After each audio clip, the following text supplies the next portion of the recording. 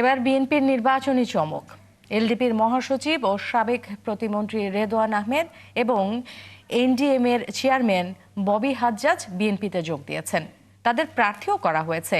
আর ঢাকা 12-তে লড়বেন বিপ্লবী ওয়ার্কার্স পার্টির সাইফুল হক, আর নূরের গণ অধিকারকে ছাড়া হয়েছে 2টি আসন।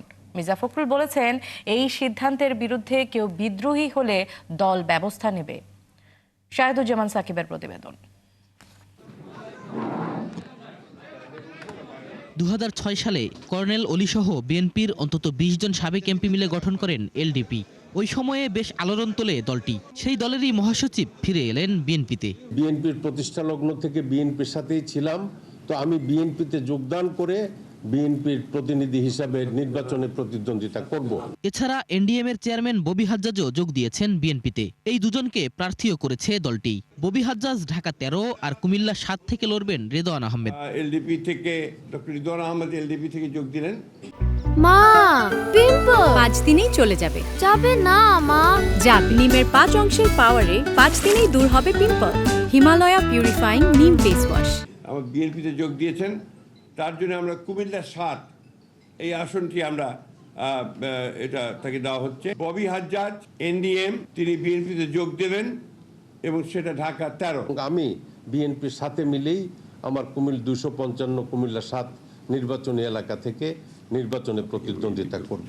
এদিকে শরিকদের জন্য আরো 8 আসনে ছাড় দিয়েছে বিএনপি। এর মধ্যে ঢাকা 12 থেকে লড়বেন বিপ্লবী ওয়ার্কার্স পার্টির সাইফুল হক।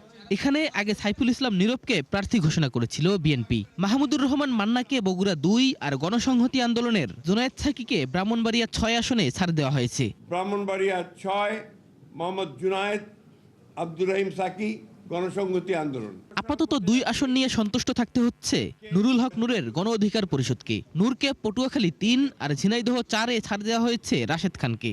ঝিনাইদহ 4 মোহাম্মদ রাশেদ খান, গণ অধিকার। মির্জা ফখরুলের হুঁশিয়ারি, তাদের দলের কেউ বিদ্রোহী হলে ব্যবস্থা নেওয়া হবে। শরীফদের যে আসনগুলো দেওয়া হয়েছে, এসব আসনে যদি আপনাদের দলের কোনো নেতাকর্মী অংশ সেক্ষেত্রে কি ব্যবস্থা? দলের মধ্যে আমাদের সাংগঠনিক ব্যবস্থা নেওয়া হবে। তারা তাদের প্রতিক্রিয়া কেউ করবেন, আর যারা অনেকে যারা যোগ দিয়েছেন তারা বিএনপির প্রতীকের ধান শীষে করবেন।